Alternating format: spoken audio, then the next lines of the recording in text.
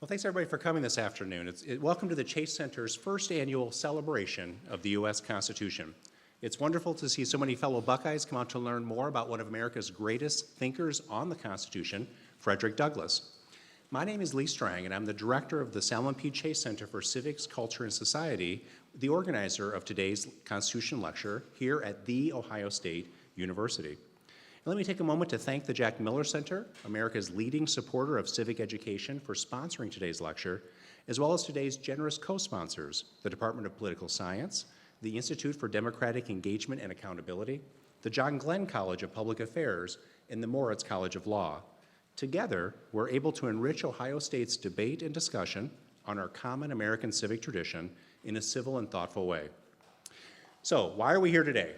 The Constitution was signed nearly 238 years ago on September 17, 1787, in a hot, stuffy room in Independence Hall in Philadelphia, after nearly 4 months of debate and discussion and compromise, created our nation's second Constitution.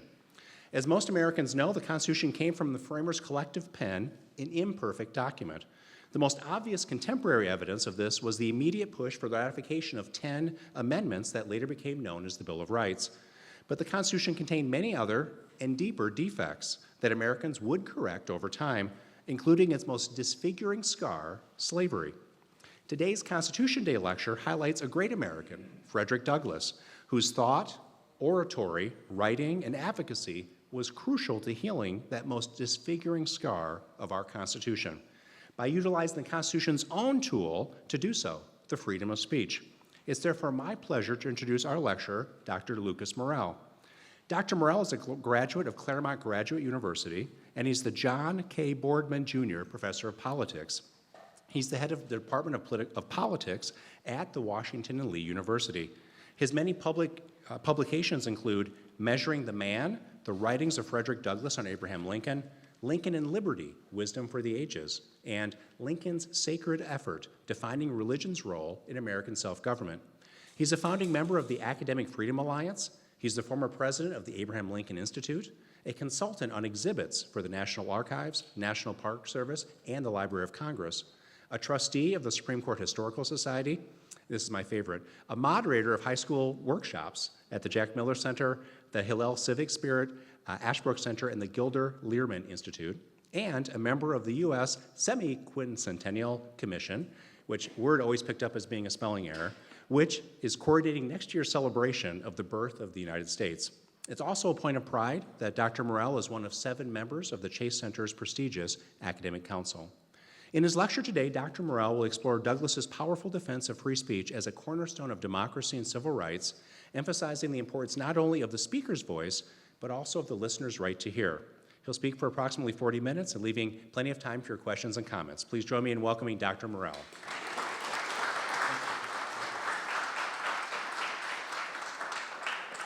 Thank you, Lee. On that semi-quincentennial front, I'm always impressed when the introducer actually pronounces it correctly. The first time, what you'll see probably ad nauseum next year is the phrase America 250. So it's this parallel organization that we created to actually raise money to do what we're going to try to do next year. The good news is all the states are on board, the territories are on board. Most congressmen, I can't believe that any congressman hasn't decided to join the A250 caucus. I'm guessing by July 4th, 2026, they'll all be on board. So yeah, you got the sneak preview, America 250. Thank you to the Chase Center for Civics, Culture, and Society for this invitation. I don't have any tattoos, but if I did have a tattoo, it wouldn't be Frederick Douglass, actually, it would be Abraham Lincoln. So I gotta say that my bias here, informed by over 30 years of teaching, is that I really am a Lincolnian when I understand the Constitution. But Frederick Douglass makes a fantastic interlocutor, great debater on this subject. And alas, sad to say, given recent events, I don't know that I could be speaking about a more important subject today and in higher education than the subject that is spelled out in the title of my essay. I'm sure Douglass, who became famous for escaping slavery, publishing his account of that in one of 3 autobiographies, which is 3 more than I have written, and became arguably the most famous abolitionist in the world, along with his mentor, William Lloyd Garrison. He would be pleased that he is essentially being feted here at the Chase Center. Chase was an early adopter, as it were, an early supporter and friend of Frederick Douglass, Chase in Ohio was known as the Attorney General for fugitive slaves. You knew where you stood with Chase. I'm sure I'm not the first person to say Chase was so confident in his own opinions, he thought he was the fourth member of the Trinity. At any rate, oh great, nobody has heard that one yet, so I got that one in. Very good. I'm going to focus on Frederick Douglass's belief in the power of words. At a time when bullets took precedence over ballots, with the attempt by some Americans to secede from the Constitutional Union, Frederick Douglass had faith that speech had to prevail over violence for a free people to maintain their constitutional way of life. Who better to teach us about free speech, which at its core entails free inquiry and civil discourse, than a man who committed his adult life to speaking and writing to liberate all Americans. Now more than ever, I love the word civil, because it has at least two important meanings. First, the obvious one. To be civil is to be courteous, it's to be polite. Being courteous to one another, especially one's fellow citizens. It helps fulfill speech's purpose, which is persuasion.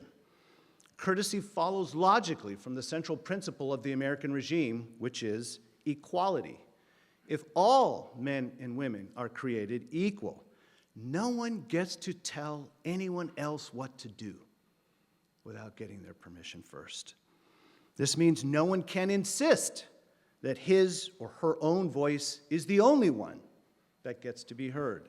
Yes, we're going to have a Q&A. The second definition of civil, the primary one, according to its Latin root, which I will not pronounce, has to do with the city, the concerns of citizens. Civil discourse, if you will, is a conversation among citizens. At its best, it is civic education. If Frederick Douglass spent his life doing anything, it was civic education.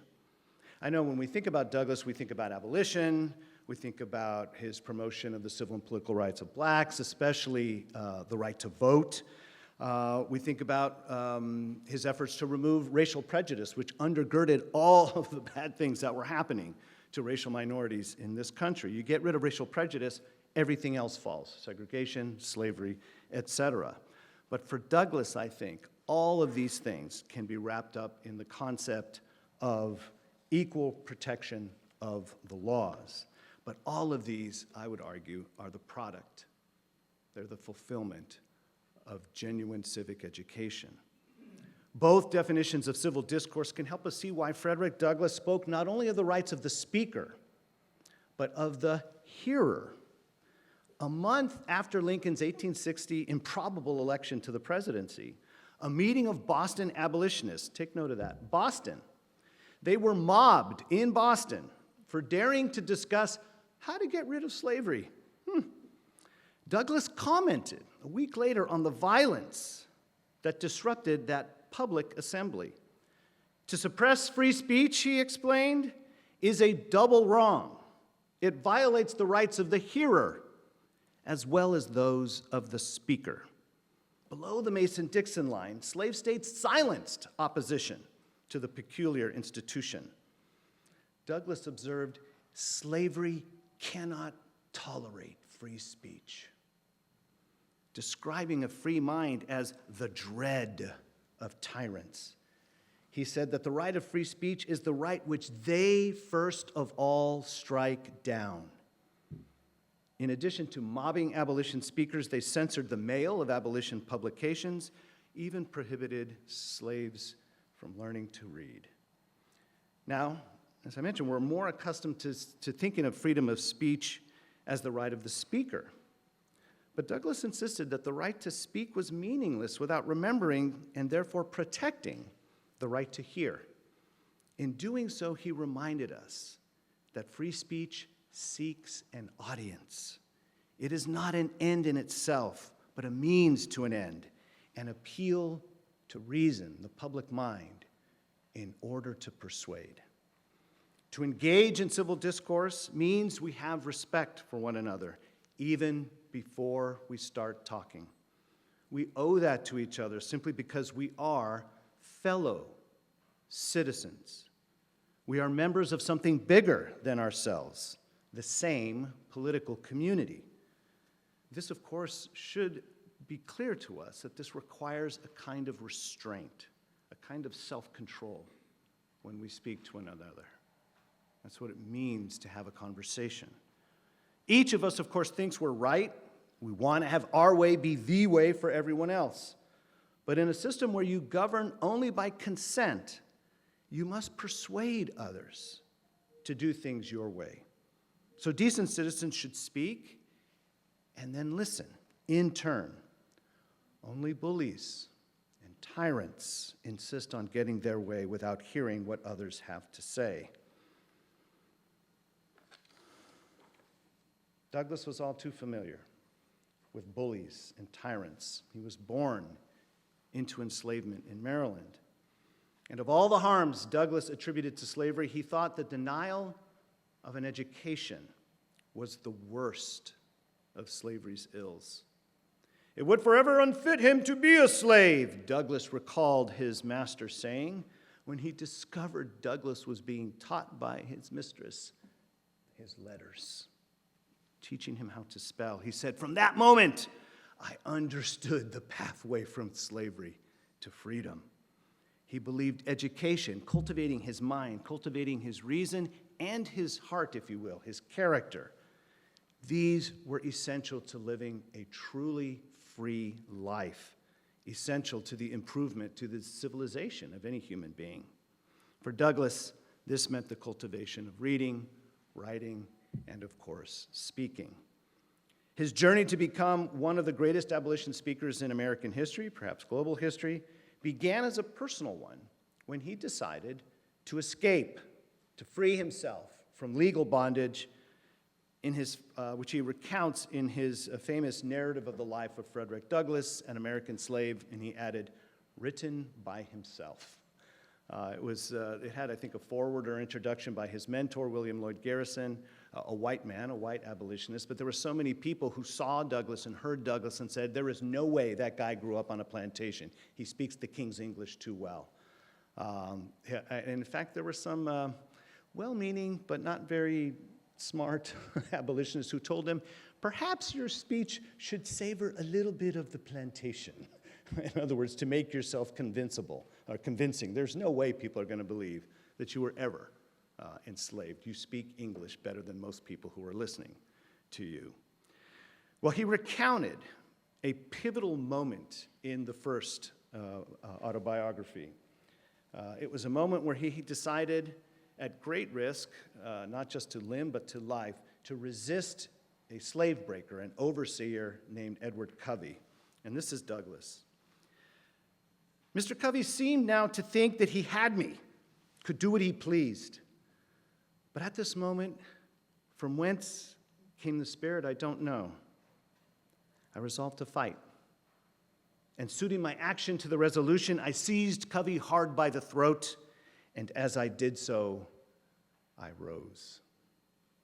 Douglass called that moment, that episode, that instance of resistance, the turning point of what he called my career as a slave.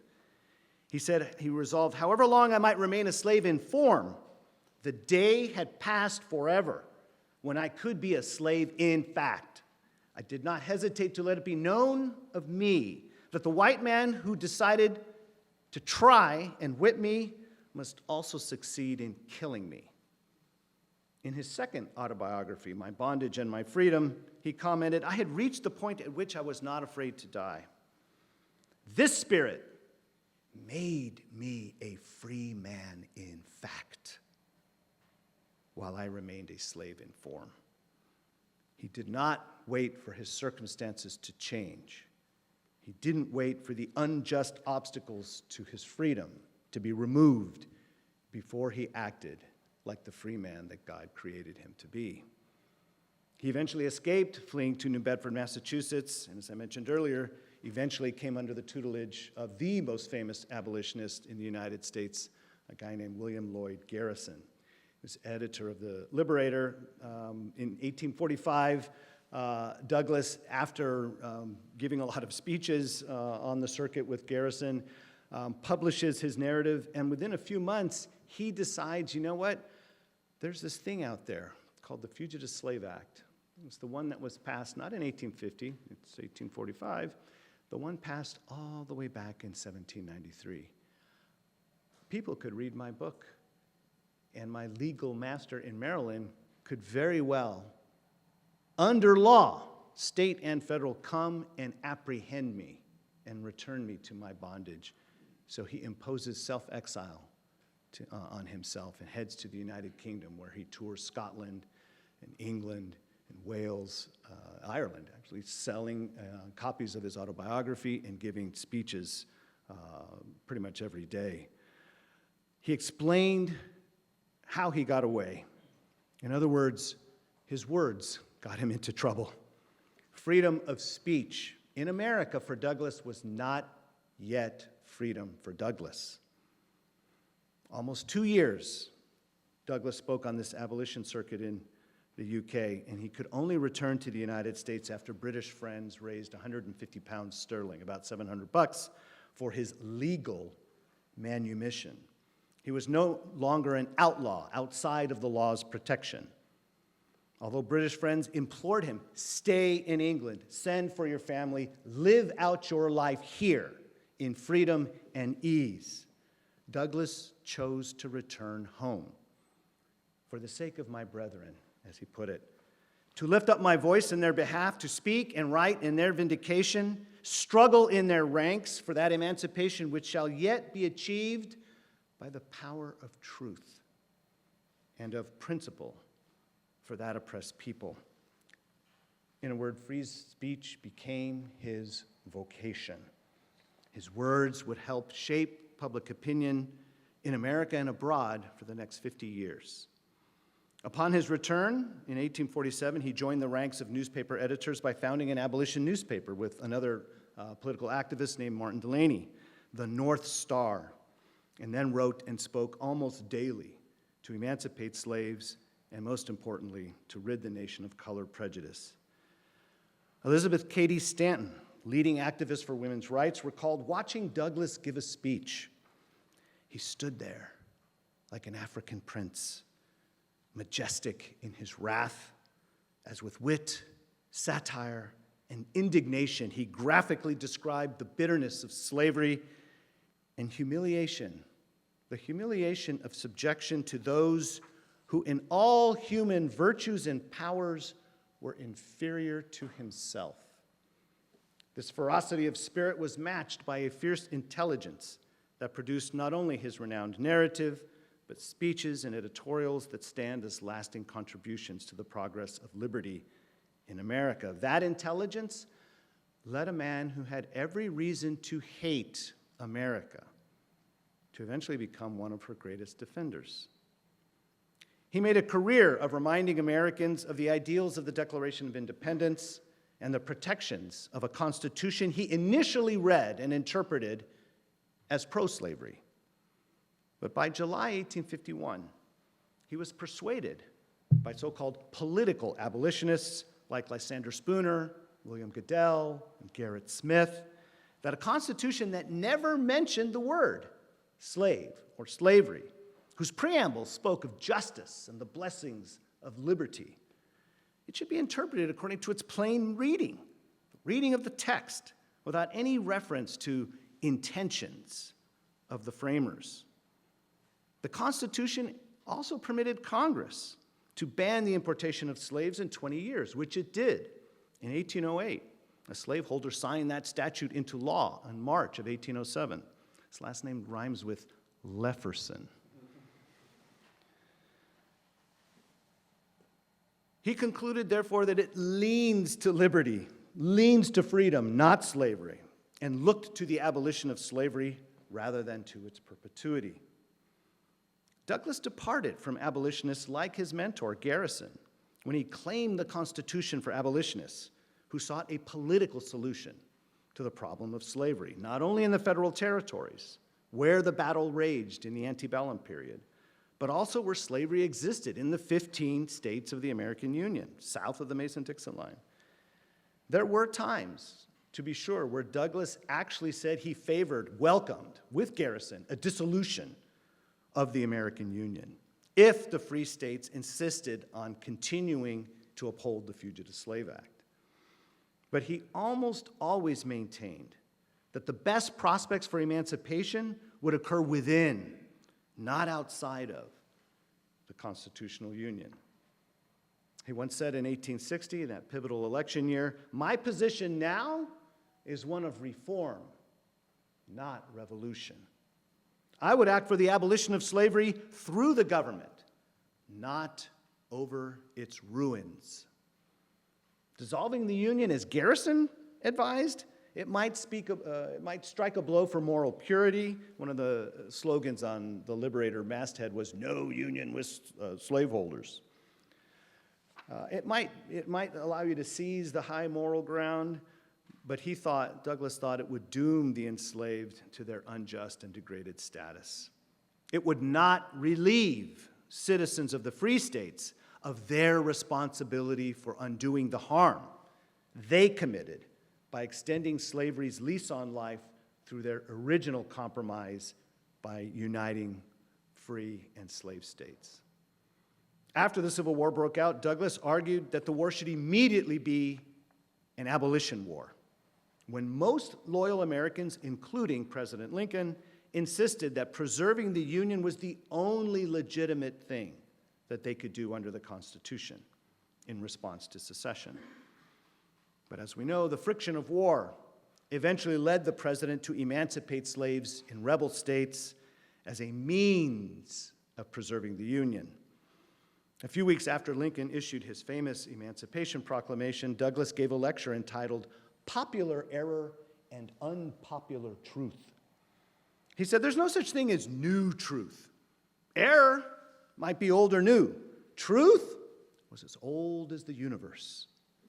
The truth that all human beings possess natural rights led Douglass to say of the Emancipation Proclamation, 'A fatal blow had at last been struck at the root of the gigantic evil. The president's proclamation had given the slaves the legal right to liberty. Now they could obtain their personal freedom without trampling upon civil laws.'" Douglass saw the Emancipation Proclamation not as giving, but restoring to the enslaved his natural rights, rights that human laws should have been protecting all along. This was an important observation, born of America's own origin as a nation founded upon timeless truths. The idea of universal, natural rights was what Douglass considered an unpopular truth because no other people, no other country in the world believed in the self-evident truths as laid out in the Declaration. Of Lincoln, he said he has dared to apply the old truth of human liberty to this time. He has dared to declare the truth of the Declaration of Independence. Those truths, he thought, were as old as the universe.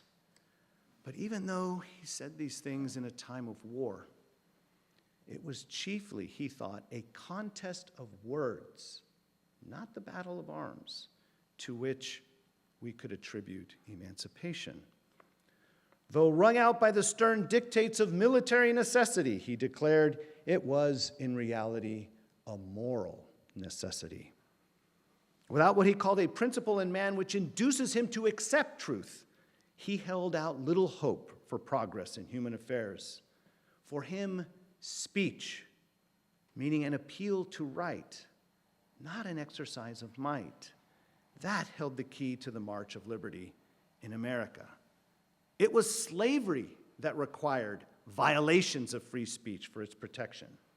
But he was confident that truth must triumph under a system of free discussion. In December of 1863, with military emancipation now a presidential decree in full swing, he gave a speech entitled, "Our Work is Not Done." Looking past the war's end and the abolition of slavery, he predicted greater resistance to the elevation of the freedmen and women than to their emancipation. And there was no question they would need protection, the protection of the federal government. The key to that protection was what Black Americans needed, most of all, and that was the right to vote. To those who argued that to grant the franchise to Black Americans was to bring brutality and ignorance into the ballot box, he pointed out their hypocrisy, for they did not bar whites from voting who exhibited those very characteristics. In saying this, he replied, "You lay down a rule for the black man that you apply to no other class of your citizens." And then he made it personal. Away with this talk of the want or lack of knowledge on the part of the Negro. I'm about as big a Negro as you will find anywhere.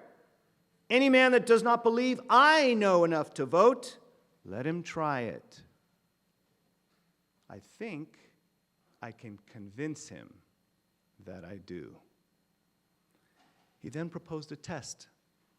Let him run for office in my district. Solicit my vote, and I will show him. By playfully shifting from the strength of his body to the power of his mind, Douglass invited any honest white man to treat him as an equal citizen of the community, therefore worthy of an appeal to his mind in order to govern by his consent. What was this but an exercise of free speech that appealed to free speech? A reminder that government by consent is a two-way street involving the freedom to think and argue on the part of both the rulers and the ruled. This, of course, requires a public space that permits the expression of diverse opinions, which means some of those opinions are going to be wrong, maybe even offensive. But it is only through the free exchange of viewpoints that the public will be able to tell the difference and then choose wisely. It was that free exchange of views or intellectual diversity that led Douglass to rethink his connection to America and to its founding principles and political structures. Early in his career as an abolition speaker, Douglass said, "I have no love for America. I have no patriotism. I have no country. What country have I? The institutions of this country do not know me, do not recognize me as a man." Those institutions were the major shapers of American life: the government, the Constitution, and the church. Given that American slavery could not exist without the cooperation of northern free states with the southern slaveholding states, Douglass said of the federal government, "I desire to see its overthrow as speedily as possible." The Constitution shivered into 1,000 fragments. At this point in his career, he was used to being heckled, pelted with rotten eggs, navigating his way through anti-abolition mobs in New England. His condemnation of the American government and Constitution, shall we say, didn't get him invited to many parties. They, the abolitionists, were considered a fringe element on the outskirts of polite society. Until 1849, Frederick Douglass could not love a country that didn't love him. To his credit, I believe, and America's, he did not hold that position for long. He eventually claimed America as his country. He called the Declaration of Independence principles saving principles, interpreted the Constitution famously in his justly most famous speech of 1852. He called the Constitution a glorious liberty document. In a public career that spanned half a century, Douglass joined a vanguard of blacks and whites in the struggle to align this nation's practices with its noblest professions. He concluded that the burden of our demand upon the American people shall simply be justice and fair play. We utterly repudiate all invidious distinctions, whether in our favor or against us. Only ask for a fair field and no favor. He found those principles in the American founding. As President Bill Clinton once said in his first inaugural address, "Our democracy must not be only the envy of the world, but the engine of our own renewal. There is nothing wrong with America that cannot be cured by what is right with America. Douglass learned from the writings of slaveholders like Jefferson, Madison, Washington, that the only relevant minority in America was the minority of one, the individual. In his words, color should not be a criterion of rights. A steadfast believer in equality under the law, he did not believe that race should be the measure of anyone's rights under the Constitution. He believed an emphasis upon race was, in fact, a losing proposition for minorities in America. Instead of equal protection of the laws, Douglass said, you lay down a rule for the black man that you apply to no other class of your citizens. And when he was asked the stupid question, what shall be done with the Negro, as they put it, when freed? He answered with 3 words, let us alone. You want to know more? He added, do nothing with us, for us, or by us as a particular class. I affirm that the broadest and bitterest of the black man's misfortunes is the fact that he is everywhere regarded and treated as an exception to the principles and maxims which apply to other men. He thought that as long as blacks were treated this way and seen this way as exceptions, color prejudice would continue and they would never be seen and therefore never be treated as equal members of the American community. Now, did he really mean left completely alone? Do nothing? He explained, all I ask is give him a chance to stand on his own legs. If you see him on his way to school, let him alone. Don't disturb him. You see him going to the dinner table, let him alone. Don't disturb him. If you see him going to the ballot box, leave him alone. Don't disturb him. Your interference is doing him a positive injury. Anything that made black people a special case in the public eye, according to Douglass, actually undermined their treatment as equal citizens of this country. It reinforced the myth of white supremacy, and he did not see how that myth could be dispelled if they were exempted from the rules that applied to everyone else. Instead of living as an exception, he said unmistakably that they should integrate as much as possible with the majority white population around them. They should endeavor, quote, to make themselves and be made by others a part of the American people in every sense of the word. We should distribute ourselves among the people, build our houses where, if they take fire, other houses will be in danger. Common dangers will create common safeguards. Here he speaks of physical dangers, providing an incentive for common protection. But for Douglass, recognizing the threats to free speech, especially unpopular opinions, he thought should motivate citizens to strengthen protection of the right to speak. Nowhere, I believe, is this more important than at American universities and colleges. Here is where leaders are cultivated, where the opportunities for free discussion, debate, ultimately the pursuit of truth and the dissemination of knowledge are or should be plentiful. The university is the last place one should expect their opinions and prejudices to be reinforced, but it is also the last place where propaganda and indoctrination should thrive. Instead, opinions should be challenged and scrutinized for the sake of moving from mere opinion to actual knowledge about the things that matter most. I think he would be shocked to find that in the 21st century, American universities, including law schools, have disinvited speakers, given in to the heckler's veto, and as we well know, even worse. Instead of acting as truth-seeking institutions, providing a safe space for robust debate and civil discussion in the pursuit of knowledge, Colleges, in many instances, have failed to protect visiting speakers from verbal harassment, even physical intimidation. Why? Why prevent the free discussion that Douglass argued was essential to the triumph of truth, what he called the rights of the hearer, as well as those of the speaker?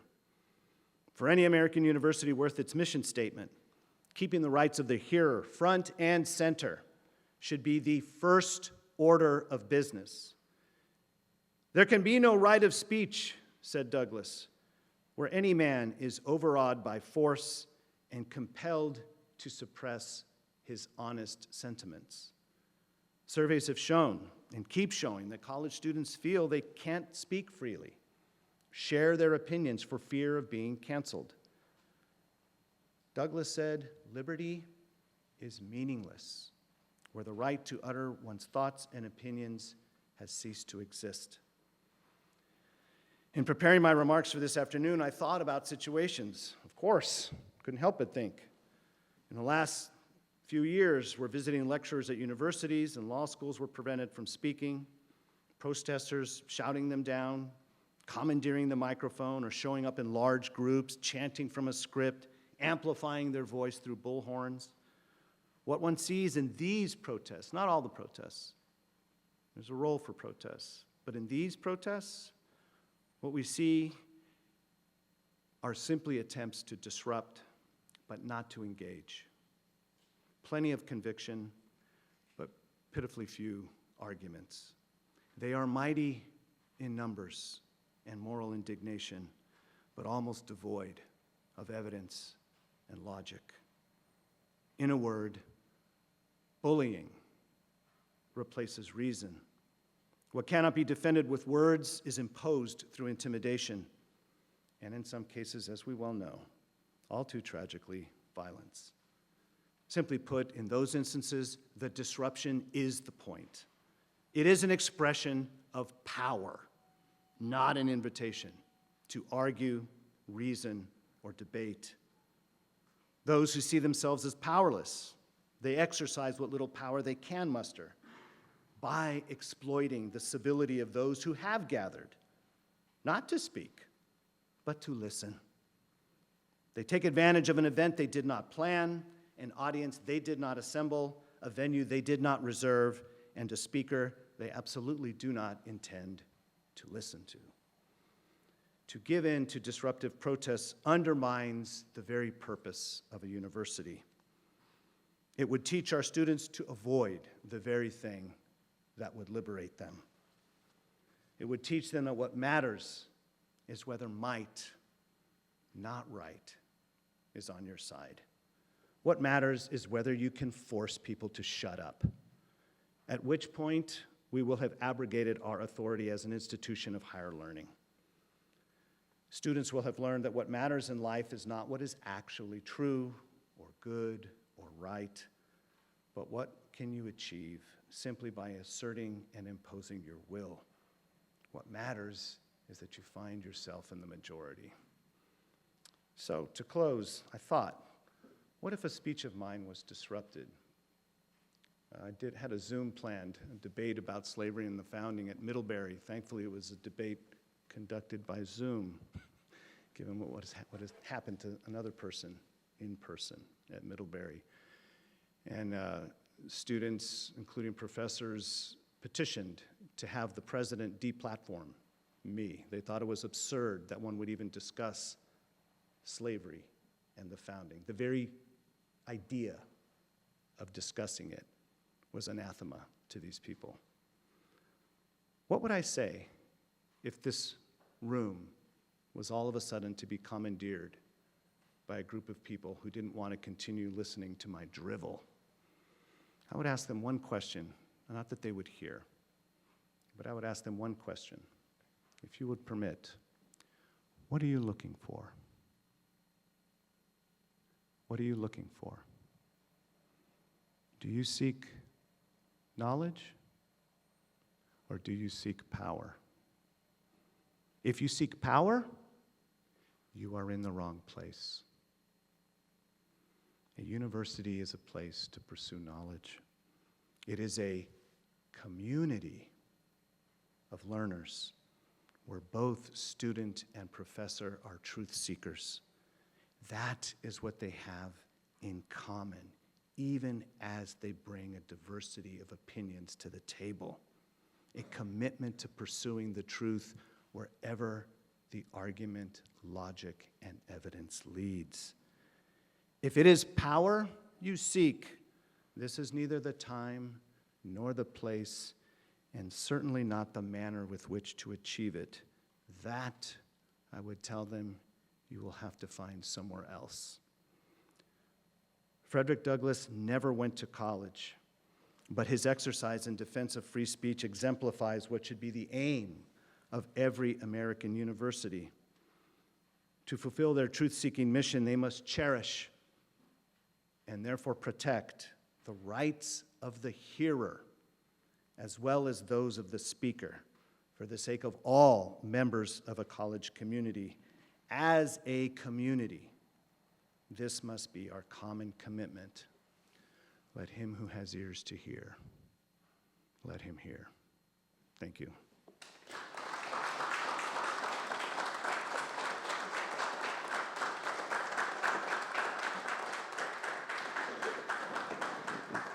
I will now evade your questions.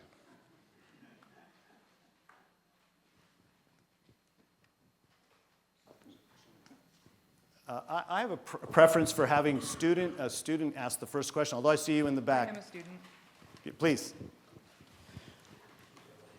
What would you say to students who seek a platform and are denied and are told they are only there to listen and are not entitled to a platform? Wow. To parse this a bit, everybody hear the question? Yeah, to be ruled categorically out of the conversation, that should never happen at a university or college. So what I would say to that, apparently I wouldn't be able to say anything to it because they're shutting it down. I think what we are doing, we're learning what exactly are the parameters for free speech and protests on college campuses right now. We can't help but learn these things. And one concept that they have, and no doubt this can be abused, but bear me out. One concept, and I know there's some lawyers in the room, always a dangerous thing, because they'll correct me here. There's a thing called time, places, and manner. Time, places, and manner. Do you have a right to speak? Yes. Do you have a right to protest? Yes. But the time that you do so, where you do so, and the venue for doing so, those, an institution like a university, even especially a public university, has a responsibility to regulate those things so that they don't disrupt the mission, which is to educate. So if a group were to come to my class, which I have been contracted by the university to conduct for paying customers, if you will. Sorry, I hate using that. That's like advanced term, customers. If students were to march into my classroom and they get to decide what my students get to hear for the next 10, 20, 30 minutes, regardless of what I have prepared, what they have read, and what has been scheduled to be discussed, that to me shouldn't be allowed. So the question is, the big question, I would have to know more. I'd have to know, when was this request made? Were you offered an opportunity, not you personally, but when this group, were they offered an alternative space and time and manner with which to express their opinion? I've had the microphone. I got another one wherever I go, right? I've got the microphone now, but if someone else wants the microphone at a university, absolutely that opportunity needs to be afforded. And so I'd have to get into the details about, okay, you were told no. The answer should have been not now, maybe not here, maybe not in this way. Like bullhorns, usually not conducive. I'm not saying I'm introducing information here, but bullhorns are not conducive for reasoned discussion. Bullhorns are my way or the highway. Yeah. The truth isn't demonstrated by an actual argument. It's expressed by way of intimidation and just shouting louder. There's an old proverb that says, he who raises his voice first has lost the argument. That's what bullhorns mean to me. So I'd need to know a lot more. Fundamentally for me, and I'm not an administrator, I still have my faculty hat on. Fundamentally for me is I think the answer to bad speech is more speech. And so I would want more speech, but I am sorry, maybe it makes me conservative, but I'm a strong proponent because of the aim we have. I'm a strong proponent of time, places, and manners. In other words, if we want it to be a productive expression of diverse opinions, there has to be an orderly process by which that is brought about. Does that make sense? Sorry, long-winded answer. So we got, one sec. We got you, and then in the back, I didn't forget. Please. Yeah, I just had a question as it pertained to the idea of students of fearing being canceled.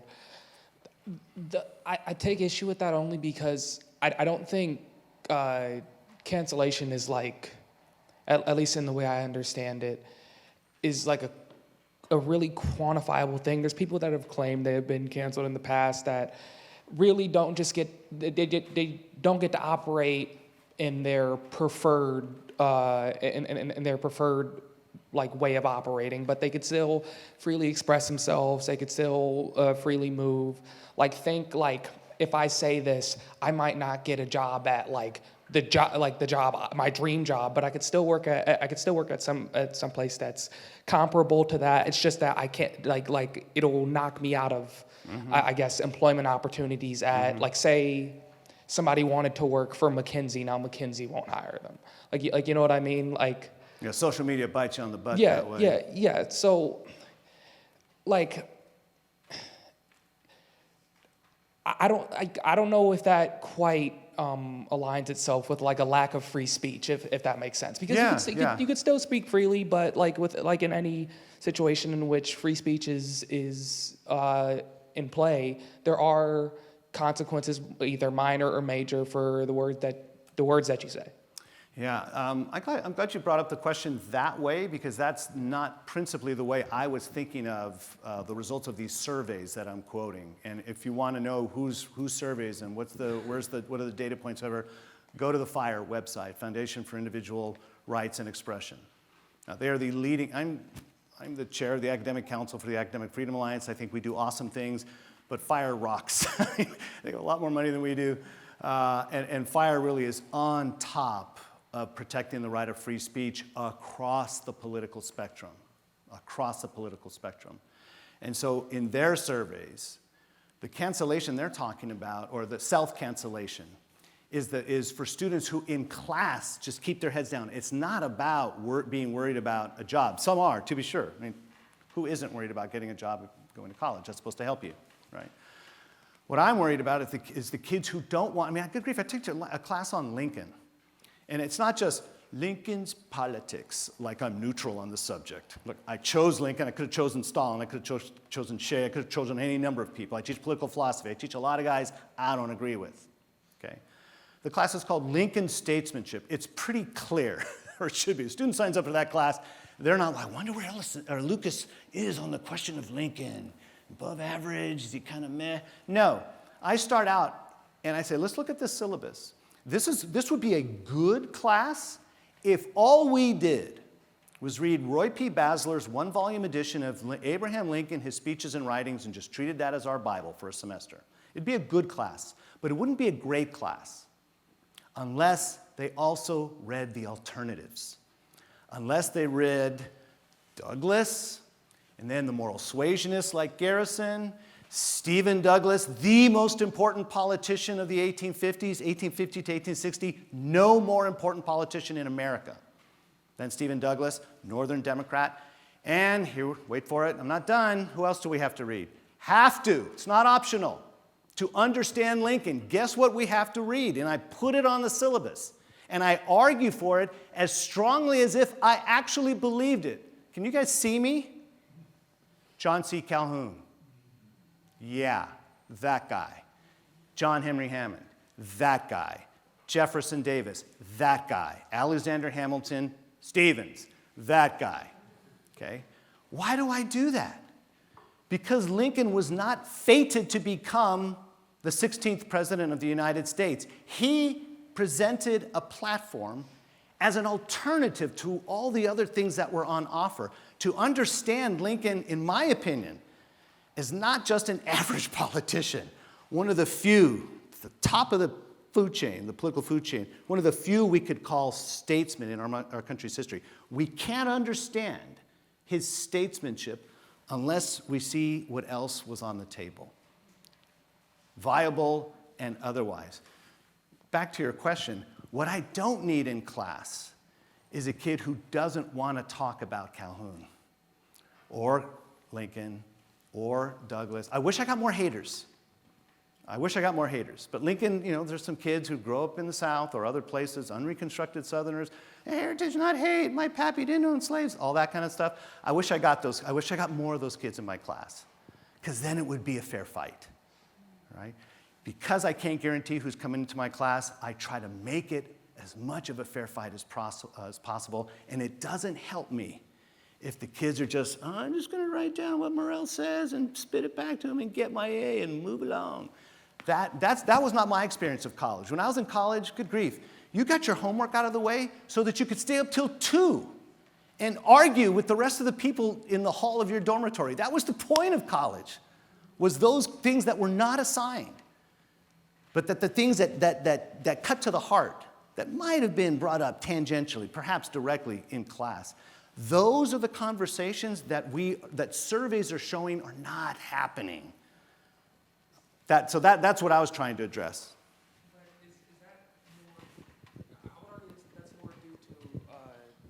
I would argue that's more due to like the general lack of interest in like anything to do with politics or civics in this country more than it has to do with the idea of like self-cancellation. Because it like, at least in my experience, most students and most people younger than me, I'm 24. You don't look it. Thank you. Don't exactly engage with politics or any type of civic discussion, mostly because they find it to be stressful more than this That's idea healthy. that they'll get yelled at. Like I think it has more to do with people being too nervous to express themselves than it has to do with any type of pushback from whoever that audience may be, because like I've been able to, at least with political science majors that I completely disagree with, have like really fruitful conversations about like our different interpretations of like how certain things should be handled politically, our interpretations of the Constitution. That's why my only area of pushback there would be like the idea that they're scared of like self-cancellation, because like what are you defining as like self-cancellation? Is it really just like a lack of moral courage to talk about the things you believe in, or like you know what I mean? Okay, or yeah, like a lack of audience. I think so. Let me just tie this up so we can hear from some others. Other surveys show two things. Students want to have constructive, as we say today, constructive dialogue across difference. They want to do it. And then the second thing the survey shows is what? We don't know how. We don't know how. And so what you'll find right now, and if you don't see it now, you'll soon see it month after month, in the coming years, all the universities are going to start doing sessions on constructive dialogue. You're going to bring Braver Angels in. You're going to bring a number of different organizations that are going to actually help students wrestle with topics they may not be very familiar with or equipped to talk about, but to show them how to speak and especially how to listen to one another, especially on provocative issues. One thing I do, I teach political philosophy, American government, and got a course on race and equality I teach each year, but political theory and American government are my thing. If you take American government from me, you're going to get a lot of the Federalist Papers. Sorry, that's just what you got to do. Federalist number one, you know what Hamilton does in that? He does a number of things. But one thing I have them read that essay for is Hamilton deftly shows that on the most important political matters in a society, you will find idiots and really smart people where? both sides. You will find patriots and in some form or fashion traitors on both sides. And what he was trying to do in that initial essay in defense of the proposed Constitution of 1787, what he was trying to equip the reader to do was to focus and to keep your eye on the ball. And the ball was the Constitution. Don't say, well, Washington's got his name on it. It must be a good Constitution. Where's Patrick Henry? Is Washington more patriotic than Patrick Henry? No way. Where was Patrick Henry on the Constitution? Didn't want to go to it. Didn't want to go to the ratifying convention. I smelled a rat. Right? Patriots on both sides. What I'm trying to teach my students is, the way I do this, I say, what are the hot button issues right now? And they rattle them off, boom, boom, boom, boom, boom. And I say, okay, your issue is this, that, or the other thing. Again, where are the smartest people? They always come up with their guys. And I go, oh yeah, we're the jerks. Not difficult for them to tell you who the jerks are, and they're never on their side. How does that happen, right? So what I'm trying to show them is Hamilton's right here. I assert it, and I say, now you read a paper, and you show me that I'm wrong. Show me that the idiots are only on the opposite side. No, sorry, got to admit it. I'm political. I'm a member of a particular party. I vote. Dang it, there are some idiots on my side. There are some people I wish they'd just shut up already. Right? And I see, wow, my goodness, I don't agree with your side on gun control or abortion or you name it, but wow, that's a pretty sharp argument. That's some pretty good evidence there, nice data points. Got to admit that they're on both sides. What does that mean now, right? We don't get bogged down in arguments ad hominem. We don't mess around with mudslinging. We don't say, oh, this guy knows this guy or this guy was associated with that. It's like, Keep your eye on the ball. Keep your eye on the ball. I'm hoping that they learn a lesson in moderation, shall we say. It's actually, I think Hamilton actually uses that word. All right, in the back.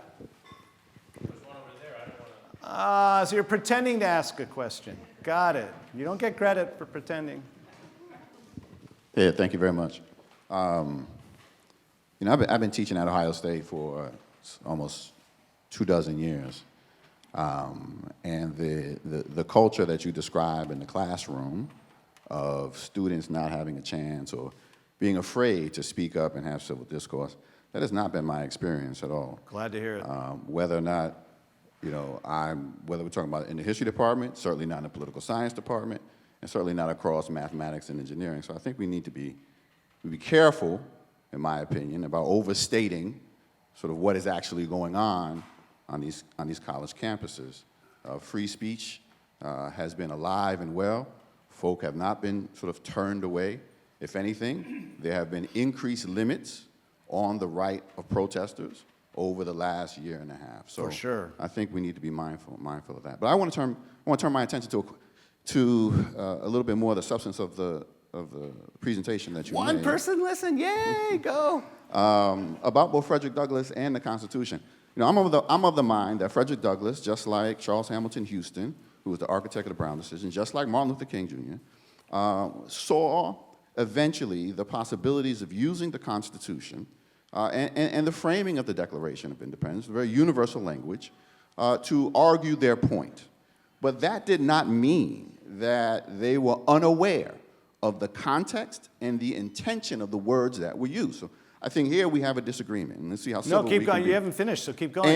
And so I think we have to be careful of that because that's been used for political ends. So people say, look, we all need to embrace the Constitution. The Constitution was not a pro-slavery document. I would argue that, in fact, that it was very much so.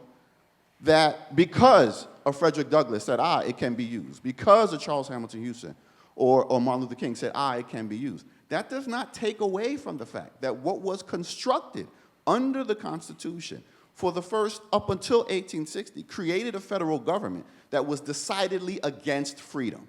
It's only when you get to 1860, that's the first time that we begin to see the federal government saying, wait a minute, we are going to line up on the side of freedom. So that point right there is not true, but keep going, and then I'll get to my point. Well, good. I hope you will, because your point about the Constitution not being a pro-slavery document was decidedly untrue.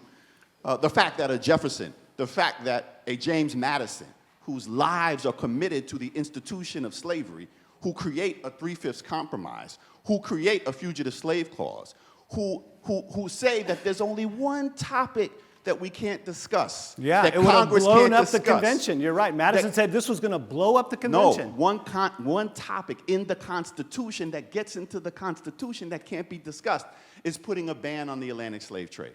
Why? Because they understood that they were creating a document that had to maintain the institution of slavery. And while you mentioned and while you mentioned Thomas Jefferson being the one who signs off on banning the Atlantic slave trade, why? Because he was more afraid of what was happening in Haiti and the danger of bringing over imported African people than any sort of moral or, yeah, I've moved. Jefferson, all these guys were never people who moved off of the institution of slavery.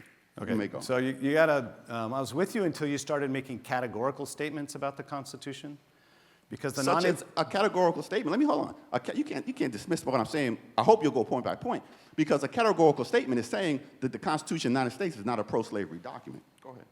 So the Constitution does not mandate a ban on the importation of slaves. It doesn't mandate it.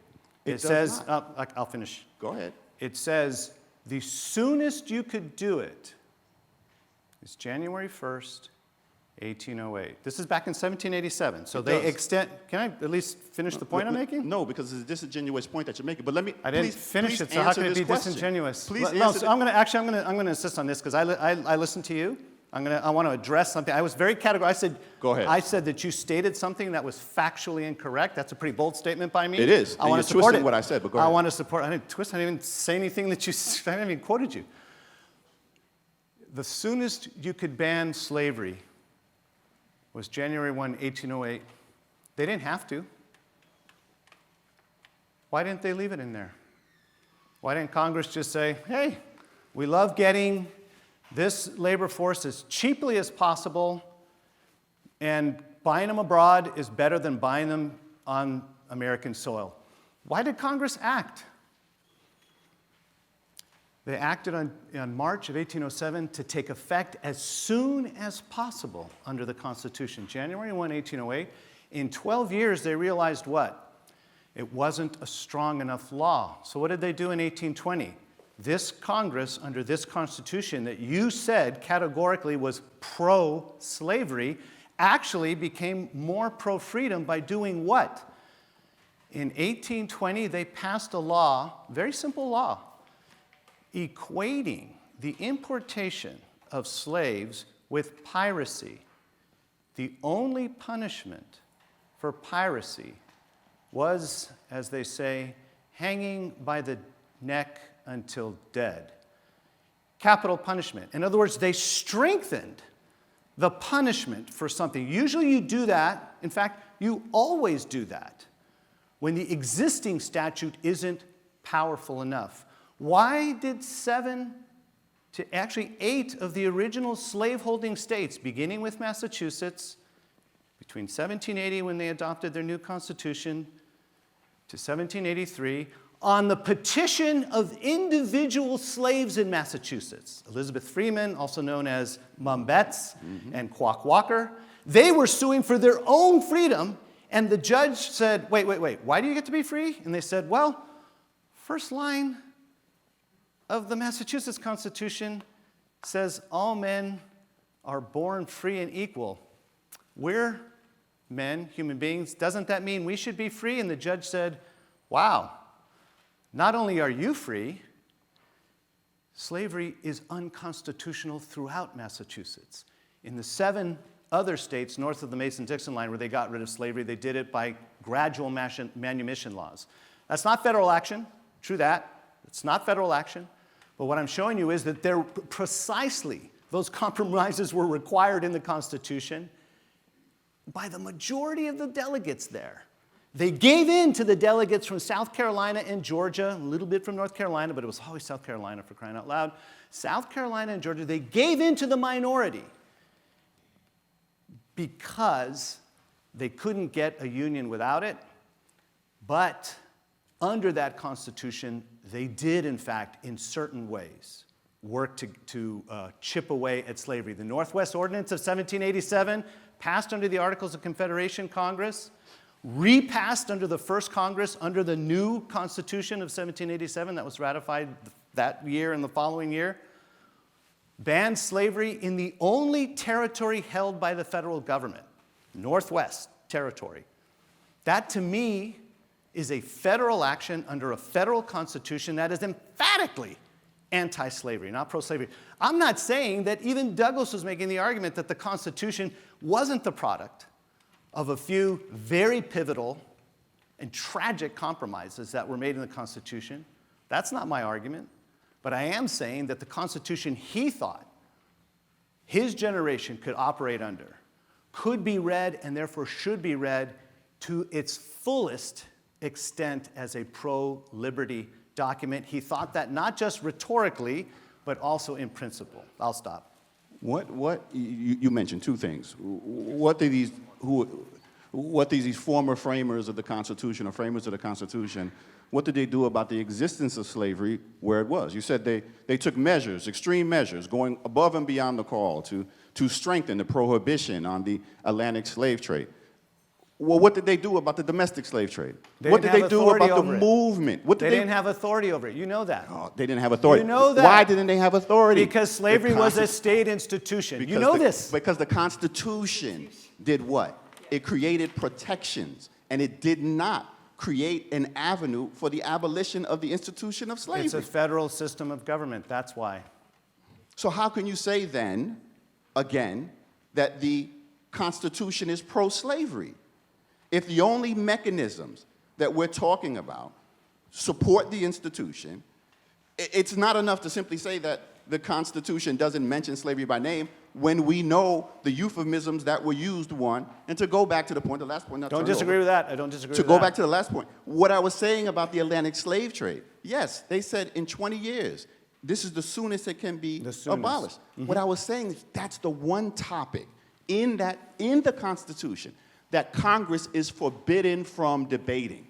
They said, we're going to give you these 20 years, and more African people were imported to the United States, to this continent during those 20 years than any other period before or after. They were making concessions in the document itself to maintain the institution of slavery. So we have to set that aside come this Constitution Day and say, listen, what about the 13th and 14th and 15th Amendments? Then rewrite the essence of the Constitution, not because it was a fine document, but because it needed to be fixed, because the people who wrote it were wrong and did not believe in equal rights, did not believe in human rights, did not believe in those things that you're saying Douglass recognized and was saying, we're going to use your words, even though I know when you said all men are created equal, you weren't talking about me. I'll let you have the last word. Thanks. We got time for one more question. You'll have to arm wrestle for it. Thank you. I wonder if you could speak a little bit about Douglass's relationship with Lincoln and how the dialogue between the two of them evolved over the course of the Civil War. I promise I did not plant that question. It has nothing to do with the book that's on that table over there, Measuring the Man, the Writings of Frederick Douglass on Abraham Lincoln. When we talk about a relationship, Douglass knew Chase better than he knew Lincoln. He knew Chase longer. Chase had him over for dinner. Chase's daughter and Douglass helped Chase get his judicial robes on prior to Lincoln being sworn in at his second inauguration as president. Douglass was very much more of a friend, shall we say, or had an abiding relationship with early adopters on abolition, let's put it that way. Lincoln never considered himself an abolitionist. Anti-slavery, yes. Abolitionist, no. And you take my class to figure out the difference. So what was their relationship? It was a relationship from afar. Douglass watching Lincoln, who doesn't hold national office for Douglass until he becomes president. Lincoln is in Congress 47 to 49. Douglass doesn't know Lincoln exists at that point, okay? So Douglass is watching Lincoln as a president-elect, and then as president, obviously, and then, of course, is around after the assassination. He meets, so that's how Douglass knows Lincoln, and then there's three meetings, personally, which I'm going to get to in a second. Lincoln knows Douglass through the voices of the men I've already mentioned, Chase, also Seward, and others in his administration and elsewhere, Congress, etc. And he's reading abolition newspapers. So he's reading Douglass's speeches, he's reading Douglass's editorials. What about the relationship? Douglass, on his own initiative, goes to D.C. in 1863 to meet Lincoln after the Emancipation Proclamation. And he's got two major complaints. Blacks are not being assigned fighting roles. They're kept in a subservient role, and that's the justification to pay them less, even though they're members of the Union Army and Navy. And they're not being given opportunities to rise in rank. Okay? And Lincoln explains to him why those things are going to happen, but they're going to happen slowly. Douglass is not pleased, but Douglass is massively impressed by the fact that he gets to pass up a whole line of white people, including the governor of Connecticut, who are made to wait, while Lincoln talks to a black man. First time a president has an audience with a black person in American history among the presidents. The second time he meets with Lincoln, he meets in August of '64. The war is going so poorly, Lincoln thinks he's not going to be reelected.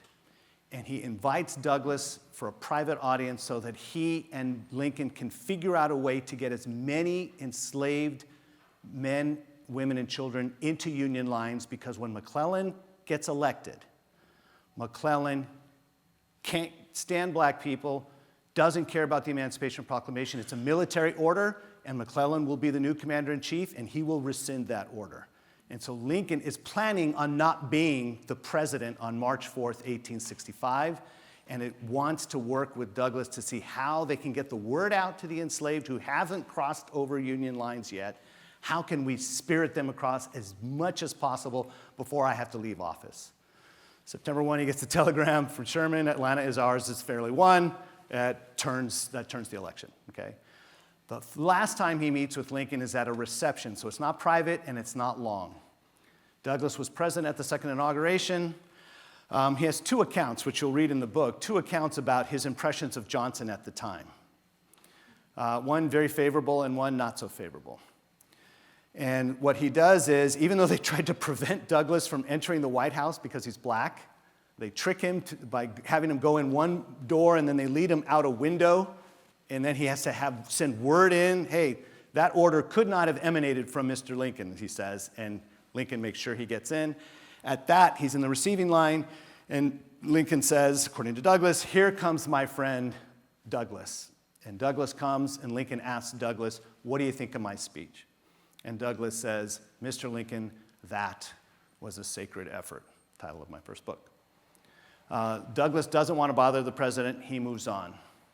Lincoln's invited for a fourth meeting up at what's known as the Soldiers' Home. If you go to D.C., it's up, it's kind of like northwest of town.